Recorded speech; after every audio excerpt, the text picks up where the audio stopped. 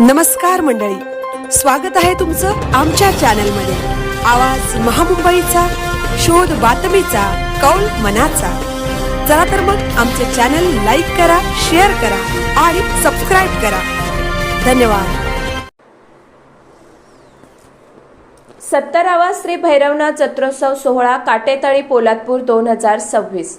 दरवर्षीप्रमाणे या वर्षीही दिनांक 30 मार्च 2026 रोजी काटेतळी पोलादपूर येथील भगवान श्री भैरवनाथ महाराजांचा 17वा जत्रोत्सव मोठ्या उत्साहाने व जल्लोषात पार पडला।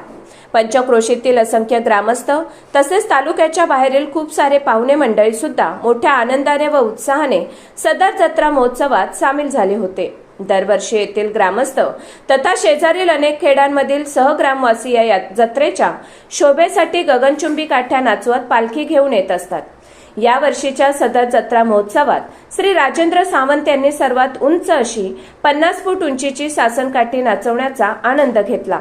सालाबाद प्रमाणे सदर उत्साहात दरवेळचे आकर्षण ठरत असते ती म्हणजे श्रीराम वरदायिनी महाकाळी आणि कुंभाळजा यांचे सोन्याचे रूप असलेली नवीन मूर्ती।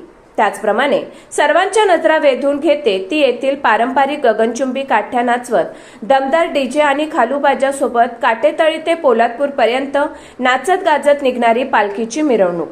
सदर महोत्सवात सर्वात उत्साही बाब होती ती म्हणजे छबिना। छबिना म्हणजे जत्रोत्सवात उपस्थित गगनचुंबी काठ्या व पालखी नाचवत गाजवत शिस्तबद्ध पद्धतीने सानेवर घेऊन येणे। आणि या संपूर्ण पालखी महोत्सवादरम्यान सर्वात मोठे आकर्षण ठरले ती म्हणजे या पालखी दरम्यान आलेल्या सर्व भाविकांच्या मनोरंजनार्थ काटेतळी ग्रामस्थांनी सादर केलेली अंगावर काटा आणणारी वेशभूषा।